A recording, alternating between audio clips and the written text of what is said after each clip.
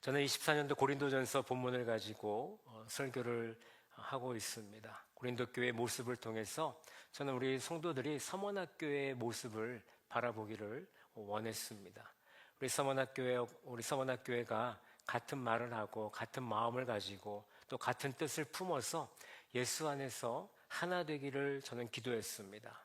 고린도전서가 끝나는 이 시점에서 남은 말씀을 통해서 예수 안에서 우리가 더욱 믿음을 지키며 또 예수 안에서 하나 되기 힘쓰는 우리 서머나 성도들이 되셨으면 좋겠습니다. 남은 2달도 예수 안에서 하나 되는 우리 모두가 되기를 간절히 축원합니다. 우리는 일상 속에서 부활이라는 단어를 가볍게 사용하고 있습니다. 저는 지난 화요일 부활이라는 단어를 가볍게 사용한 적이 있었습니다. 제가 지난주 화요일 날 눈썹 시술을 받았는데 두려운 마음을 가지고 제가 갔거든요. 제가 후기를 들은 게 있어서 목사님 가면 아프다고 누가 그러더라고요. 그래서 그러냐 두려운 마음을 가지고 저희 청년이 하는 거기에 있는데 제가 가가지고 시술을 받으면서 그런 생각이 들더라고요. 이번 주 설교 주제가 부활인데 나는 오늘 새로 다시 태어난다.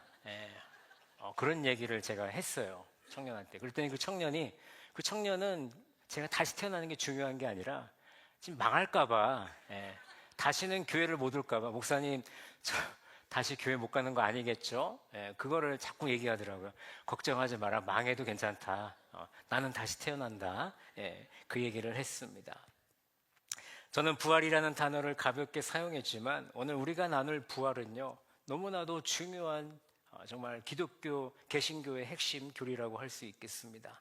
다른 종교에 없는 부활이죠. 다른 종교를 찾아보십시오. 그 어느 곳에도 부활을 언급하고 있지 않습니다. 오직 기독교 개신교에만 부활을 우리는 주장하고 있습니다. 예수님이 십자가에 죽으셨다가 다시 살아나신 것이 왜 우리에게 그렇게 중요한지 우리는 함께 생각해 봐야 하겠습니다.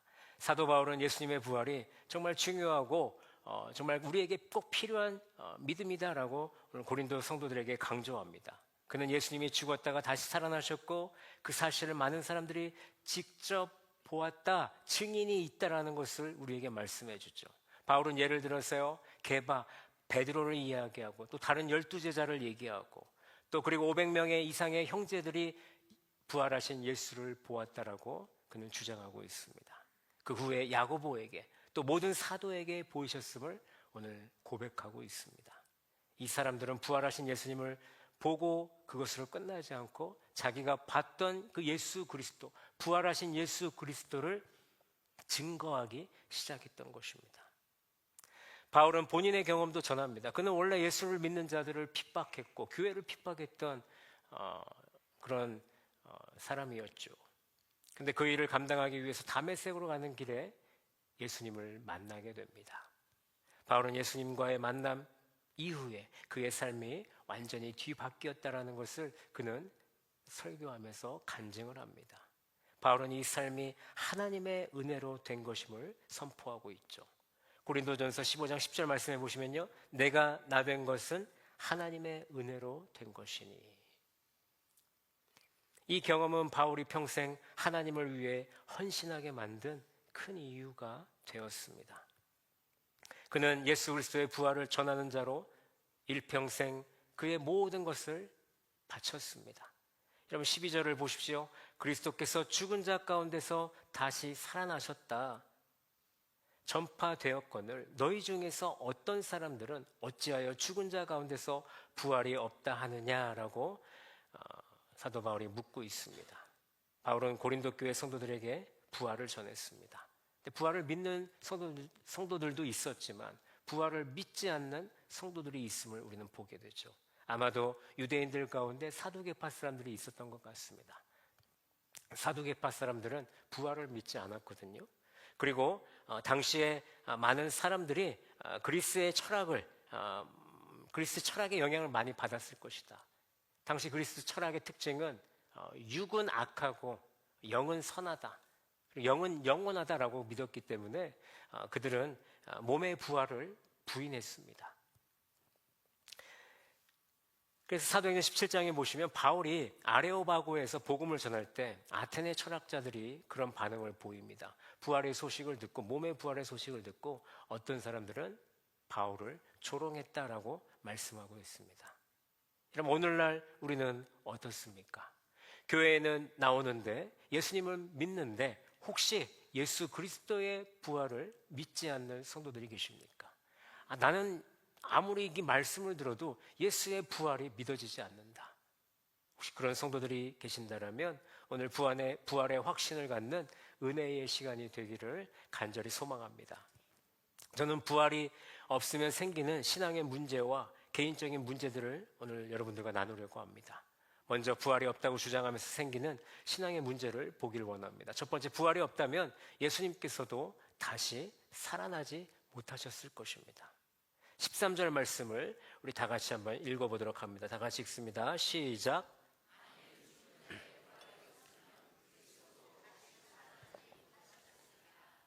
아멘. 예수님의 부활은 우리에게 새로운 생명을 주시는 하나님의 큰 승리입니다. 만약 부활이 없었더라면 예수님의 죽음은 그냥 슬픈 일로 끝났겠죠. 예수님의 무덤에서 끝났을 것입니다. 하지만 예수님의 죽음은 무덤에서 끝이 아니라 몸의 부활로 이 세상에서 40일간 함께 계시다가 하늘로 올라가셨습니다. 우리는 더 이상 하나님이 우리를 사랑하신다는 확신을 가질 수 없게 되는 거죠. 만약에 부활이 없다라면, 또 부활은 하나님의 사랑과 능력을 보여주는 사건인데, 부활이 없다라면 하나님의 사랑과 능력을 볼 수 없게 되는 것이죠.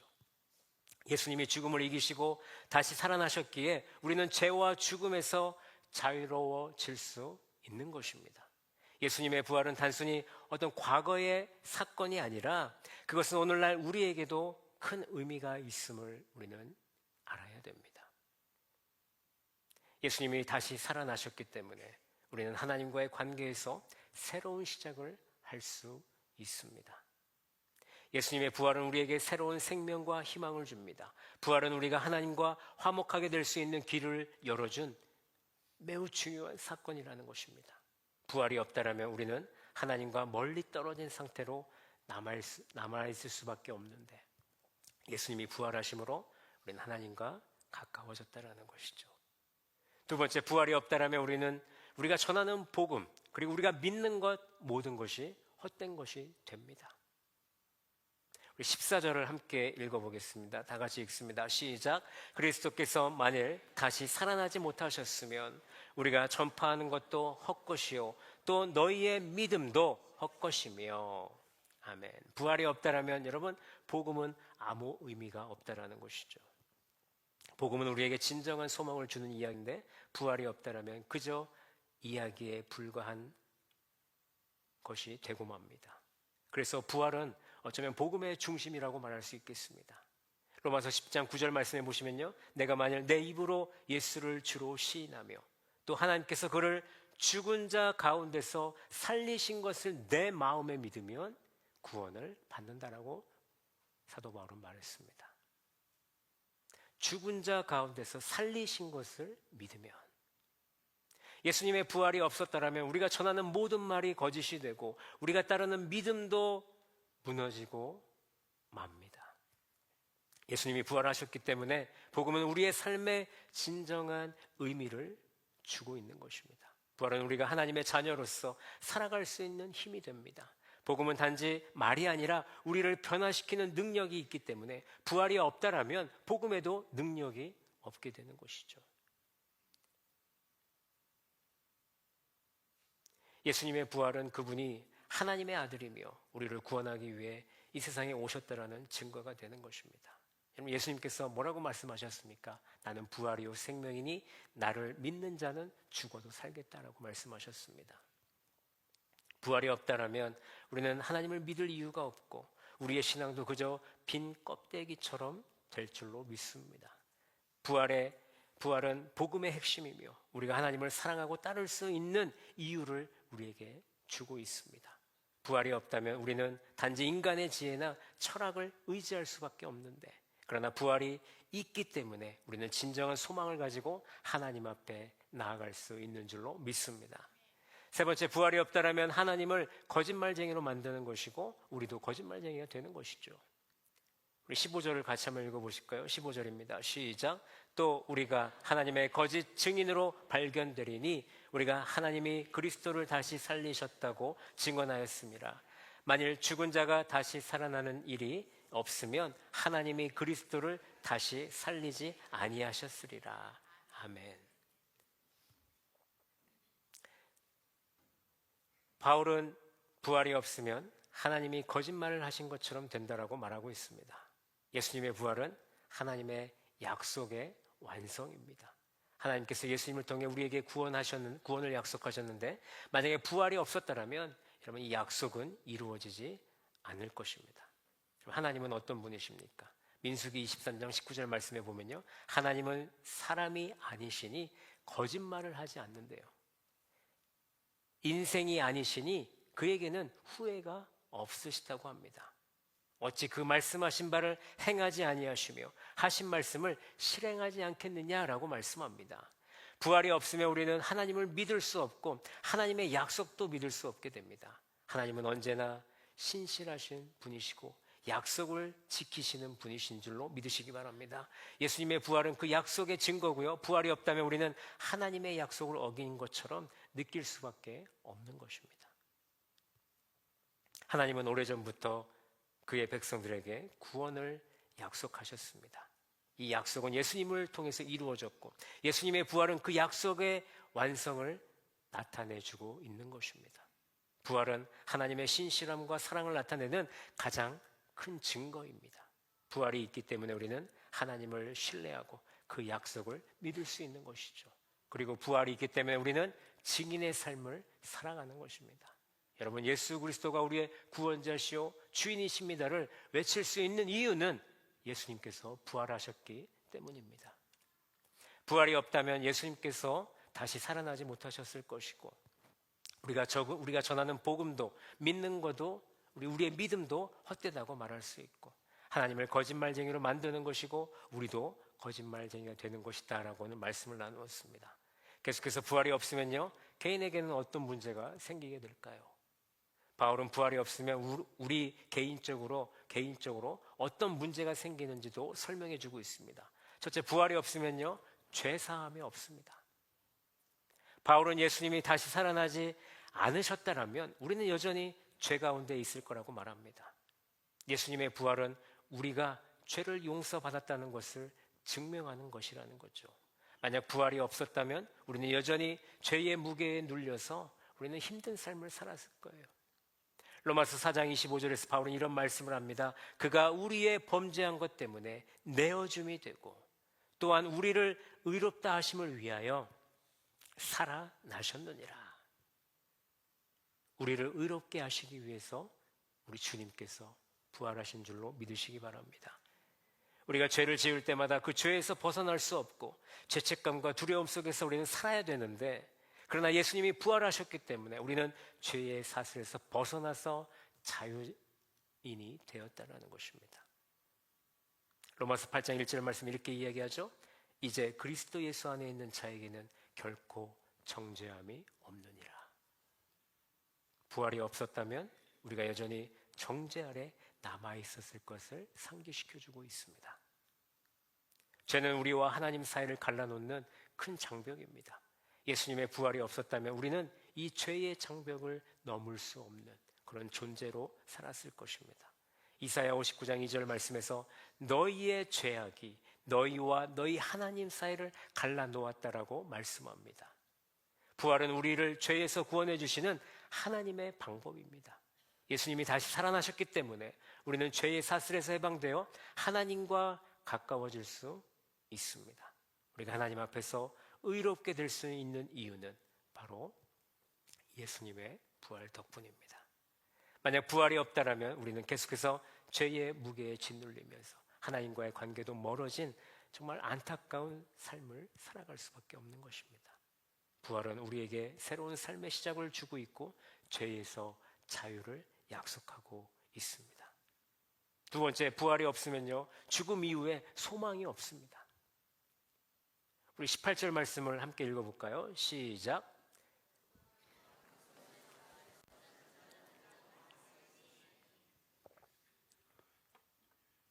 부활이 없다면 예수님을 믿다가 죽은 사람들도요, 다시 살아날 수가 없는 거죠. 영원한 생명도 없게 됩니다. 부활은 우리에게 죽음 이후의 소망을 줍니다. 예수님께서 아까도 말씀드렸지만 나는 부활이요 생명이니 나를 믿는 자는 죽어도 살겠다라고 분명히 약속하셨습니다. 예수님의 말씀은 그분의 부활에 우리를 부활의 보증임을 보여주는 겁니다. 부활이 없다면 우리의 삶에는 큰 절망만 남게 됩니다. 우리는 더 이상 죽음 이후에 무슨 일이 일어날지 기대할 수 없게 된다는 것입니다. 사랑하는 사람을 다시 만날 희망도 없고 천국에서 하나님과 함께 영원히 살 희망도 없고 우리에게 부활이 없다면 죽음 이후에 소망이 없다는 것입니다. 사도 요한은 이렇게 말합니다. 사랑하는 자들아, 이제 우리가 하나님의 자녀라. 장래에 어떻게 될 것은 아직 나타나지 아니하였으나 그가 나타나심과 같이 우리도 그와 같을 줄을 아는 것은 그를 볼 것이기 때문이다 라고 말합니다. 부활이 없다면 이러한 약속이 무효가 된다는 것이죠. 부활은 단지 죽음 이후의 소망을 주는 것이 아니라 우리가 지금 이 순간을 살아가는 이유와 우리에게 용기를 주고 있다는 것입니다. 우리는 사랑하는 사람들이 잃었을 때 큰 슬픔을 겪습니다. 하지만 예수님의 부활은요, 우리가 그들을 다시 만날 수 있는 희망을 주고 부활이 있기 때문에 우리는 죽음이 끝이 아니라는 것을 믿음으로 살아갈 수 있는 것입니다. 부활이 있기 때문에 우리는 우리의 믿음이 미래의 지향적인 믿음을 갖고 살아갈 수 있는 것입니다. 하나님께서 예수님을 다시 살리셨기 때문에 우리도 다시 살아날 줄로 믿습니다. 그럼 빌립보서 3장 20절에 보시면요, 우리의 시민권은 어디에 있습니까? 하늘에 있습니다. 거기로부터 구원하는 자 곧 예수 그리스도를 기다리노니 우리는 다시 살아나서 예수 그리스도와 함께 주님이 거하시는 그곳에 함께할 줄로 믿습니다. 우리에게 천국에서의 영원한 소망을 확신하게 해주는 이 말씀, 이런 부활이 없다면 우리의 삶은 정말로 슬프고 허무하게 느껴질 것입니다. 하지만 부활은 우리에게 영원한 삶을 약속해주고 죽음 이후에도 우리에게 소망이 있다는 것을 가르쳐주고 있습니다. 결론입니다. 오늘 우리는 부활이 없다면 신앙적으로 또 개인적으로 어떤 심각한 문제가 생기게 되는지 살펴보았습니다. 바울이 강조한 것처럼 예수님의 부활은 여러분 단순한 교리 이상의 의미를 가지고 있습니다. 그것은 우리의 신앙의 기초가 되는 것이고요, 하나님께서 우리에게 주신 구원의 약속이자 소망이 되는 것입니다. 예수님의 부활이 없었다면 우리의 믿음은 헛되며 죄에서 자유로워질 수 없고요, 죽음 이후의 소망도 존재하지 않을 것입니다. 우리는 단지 이 세상에만 소망을 두고 살다가 끝나는 그런 허망한 삶을 살았을지도 모르겠습니다. 살았을 것입니다. 그러나 예수님께서 죽음을 이기시고 부활하셨기 때문에 우리는 그분 안에서 죄사함을 받았고 영원한 생명을 누릴 수 있었으며 이 땅에서 고난 중에서도 흔들리지 않는 소망을 품게 된 것입니다. 예수님의 부활은 우리에게 새로운 삶의 시작과 하나님의 깊은 관계를 회복하는 길을 열어주셨습니다. 부활의 능력 안에서 우리는 죄의 무게에서 벗어나 자유롭게 살 수 있으며 죽음 이후에 대한 확고한 소망을 갖게 되었습니다.